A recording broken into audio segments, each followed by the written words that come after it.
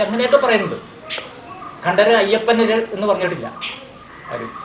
പക്ഷേ നായന്മാരും ഈഴവരും അതുപോലുള്ള ആളിലൊക്കെ വളരെ അന്തസ്സോടുകൂടി അയ്യപ്പൻ എന്നുള്ള പേര് ഉപയോഗിക്കുന്നുണ്ട്. നമുക്ക് ആ വശത്തേക്ക് ഇപ്പൊ കടക്കണം. നമ്മൾ പ്രാചീന ചരിത്രത്തിലേക്ക്, ഞാൻ ഈ പ്രാചീന ചരിത്രത്തെക്കുറിച്ച് അന്വേഷിക്കുകയും പഠിക്കുകയും ചെയ്യുന്ന ആളായതുകൊണ്ട് ആ കാര്യത്തിലേക്കാണ് എനിക്ക് താല്പര്യമുള്ളത്. മണികണ്ഠൻ ഇപ്പോഴത്തെ അയ്യപ്പന് മുമ്പുണ്ടായിരുന്നു എന്ന് തൊട്ടുമുമ്പ് പറഞ്ഞു. അതിനെക്കുറിച്ചൊന്ന് വിശദീകരിച്ചു. അതിനെക്കുറിച്ച് വിശദീകരിക്കാൻ അച്ചൻകോവിൽ തന്നെ അയ്യപ്പന്റെ പ്രതിഷ്ഠയുണ്ട്, മണികണ്ഠന്റെ പ്രതിഷ്ഠ. അച്ചൻകോവിൽ ശാസ്താവ് എന്ന് പറഞ്ഞാൽ മണികണ്ഠനാണ് പറയുന്നത്.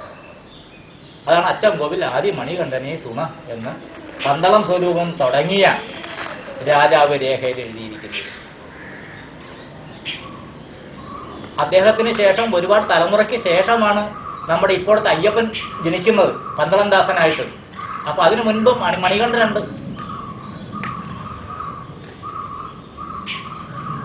അതാണ് അതിന്റെ കാര്യം. ആ മണികണ്ഠൻ ഈ അവലോകിതേശ്വര ബുദ്ധൻ അല്ലല്ലോ. ആ മണികണ്ഠൻ ഈ അച്ചൻകോവിൽ ആദ്യ മണികണ്ഠനെ കുറിച്ച് ഞാൻ പ്രത്യേകിച്ച് പോയി പഠിച്ചിട്ടില്ല. അവലോകിതേശ്വര ബോധിസത്വനാണോ അല്ലയോ എന്നൊന്നും ഞാൻ പഠിച്ചിട്ടില്ല. അവലോകിതേശ്വര ബോധിസത്വന്റെ ഗുഹാക്ഷേത്രമാണ് അവിടെ ഉള്ളതെന്ന് ഹ്യുവാങ്സാങ്ങിന്റെ അതിന്റെ സഞ്ചാരക്കുറിപ്പിലാണ് കാണുന്നത്. അവിടെ ആയിരക്കണക്കിന് ആളുകൾ തീർത്ഥാടനത്തിന് എല്ലാ വർഷവും പോയിക്കൊണ്ടിരിക്കുന്നു. ധാരാളം പേര് താഴത്തേക്ക് വീണ് ചത്തുപോകുന്നു. എന്നാലും ശരി, ആ ദേവനെ കാണുവാനുള്ള ഭക്തജനങ്ങളുടെ തിരക്ക് കുറയുന്നില്ല എന്ന് ഹ്യുവാങ്സാങ് എഴുതിയിരിക്കുന്നു. ഒരു 150 കൊല്ലം മുമ്പ് വരെ എങ്കിലും കേരളത്തിൽ അയിത്തം വളരെ ശക്തമായിട്ടുണ്ടായിരുന്നു, നീണ്ടനുണ്ടായിരുന്നു. ക്ഷേത്രത്തിൽ പ്രവേശിക്കുന്നത് പോയിട്ട് നമ്പൂതിരിയുടെ അടുത്ത് പോകുന്നത് പോലും ചിന്തിക്കാൻ കഴിയാതിരുന്ന ഒരു കാലം കീഴ്ജാതിക്കാർ. അങ്ങനെയുള്ള സമയത്ത് എല്ലാവരും ശബരിമലയിൽ പോകാൻ അനുവാദമുള്ളവരായിരുന്നു. എങ്ങനെയായിരിക്കും അതാ സംഭവിച്ചത്? അതിന്റെ കാരണം ബുദ്ധമതക്കാരുടെ ആചാരത്തിന്റെ തുടർച്ചയായിരുന്നു. ബുദ്ധമതക്കാർക്ക് അവരുടെ ദേവാലയങ്ങളിൽ പോകാൻ ഏത് ചണ്ടാളനും പോകാമായിരുന്നു. ഏത് ചണ്ടാളനും അവരുടെ ആ ബുദ്ധമതത്തിന്റെ ധീരനാകാൻ അവകാശമുണ്ടായിരുന്നു. അവിടെ പ്രത്യേകിച്ച് മനുഷ്യനെ ജാതിയായി വേർതിരിച്ചിരുന്നില്ല.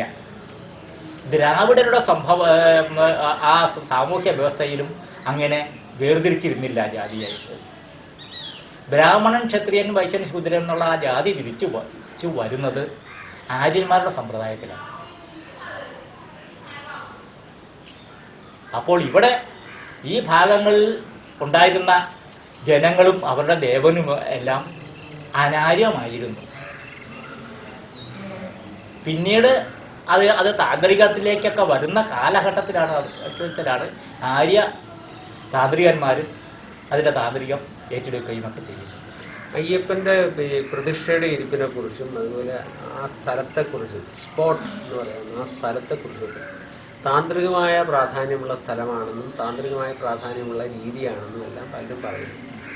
അതിനെക്കുറിച്ച് എന്തെങ്കിലും പറയാനുണ്ടോ? താന്ത്രികമായിട്ട് എന്തെങ്കിലും അവിടെ പ്രത്യേകത കാണുന്നുണ്ടോ? താന്ത്രികമായിട്ടുള്ള അവിടുത്തെ പ്രത്യേകതയെക്കുറിച്ച് ഞാൻ പഠിച്ചിട്ടില്ല. അതിനെക്കുറിച്ച് ആ രീതിയിലുള്ളൊരു പഠനമല്ല ഞാൻ നടത്തുന്നത്. ആ ഇരിപ്പിനെ കുറിച്ച്, ആ ഇരിപ്പ് അതിൻ്റെ മാത്രമുള്ള ഒരു ആസനമാണ്. ആ ആസനം അങ്ങനൊരു ആസനവും കാണുന്നില്ല.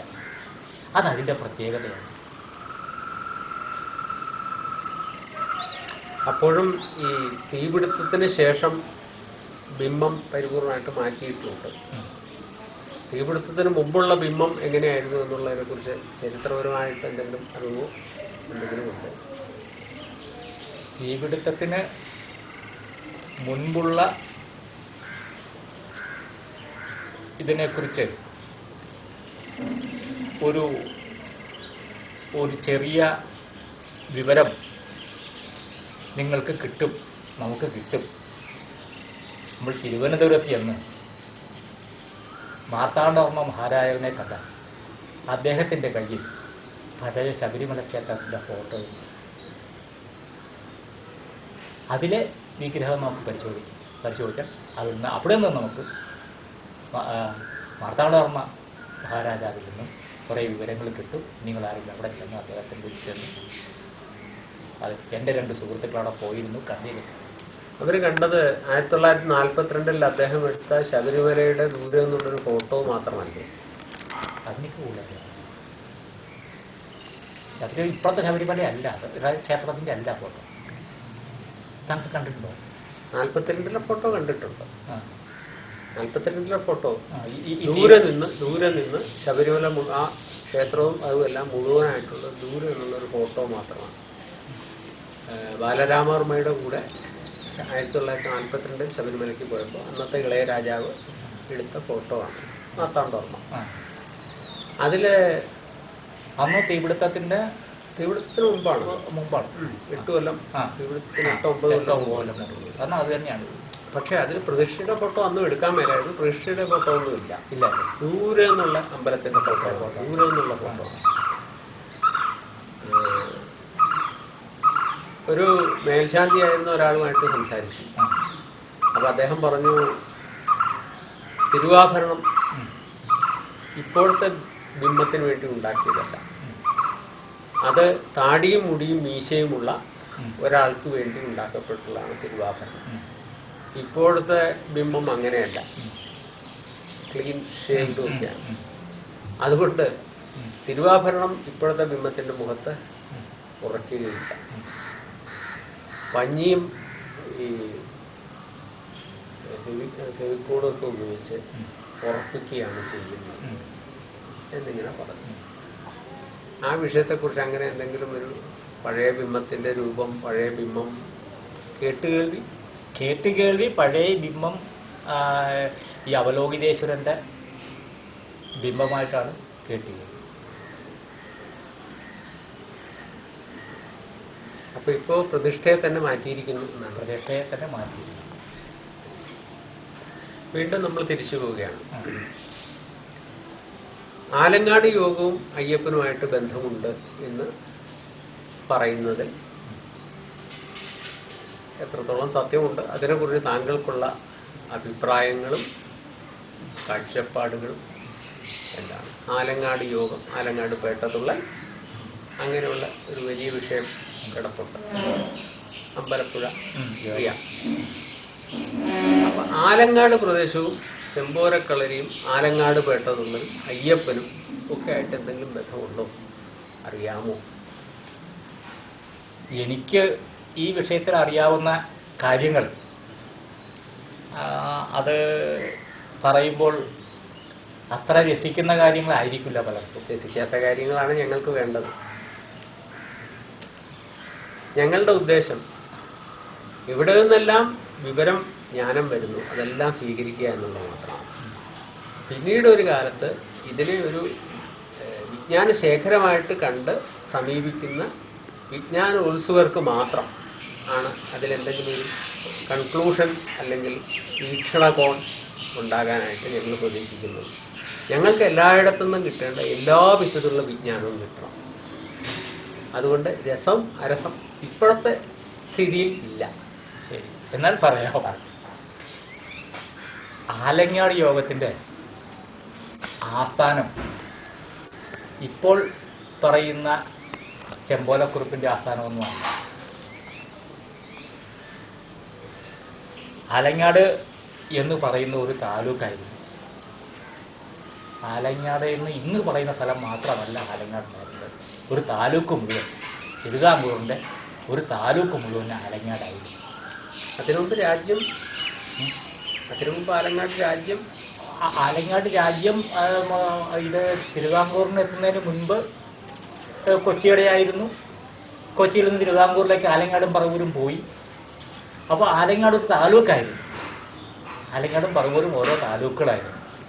ഈ താലൂക്കിൽ ശരിക്കും ആ ആലങ്ങാട് എന്നുള്ള ഒരു യോദ്ധാവും ഒരു വലിയ യുദ്ധ വിദഗ്ധൻ ഉണ്ടായി. ആ കുടുംബം ഇന്ന് മുപ്പത്തടം എന്ന് പറയുന്ന സ്ഥലത്താണ് സ്ഥിതി ചെയ്യുന്നത്. മുപ്പത്തടത്ത് കാമ്പിള്ളി വെളിച്ചപ്പാട് എന്ന് പറഞ്ഞ കാമ്പിള്ളിയുടെ ഒരു കുടുംബമുണ്ട്. അവര് അവിടുന്നുള്ള ഒരാൾ. അതൊക്കെ ആലങ്ങാടാണ്. മുപ്പത്തടവും ഇടയാറും എല്ലാം ആലങ്ങാട് തന്നെയാണ്.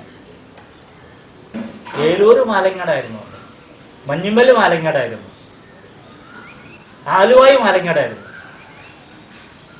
അപ്പോൾ അവിടെ ഈ മുപ്പത്തടത്തിൽ ഉള്ള കാമ്പിള്ളി കുടുംബം അവരും വലിയ യുദ്ധവീരന്മാരാണ്. അവരിൽ ഒരാള് അവിടുത്തെ ഒരു പ്രധാനപ്പെട്ട ആള് പന്തളം രാജാവിന്റെ സേനാനായകനായിരുന്നു.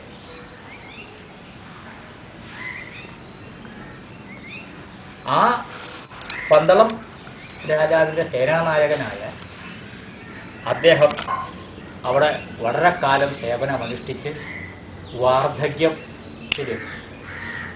അപ്പോൾ അദ്ദേഹത്തിൻ്റെ മകൻ അതിസമർത്ഥനായ മറ്റൊരാൾ സേനാനായകന്റെ പദവി ആ ജോലി ഏറ്റെടുത്ത് അങ്ങനെ ഇരിക്കുന്ന കാലഘട്ടം.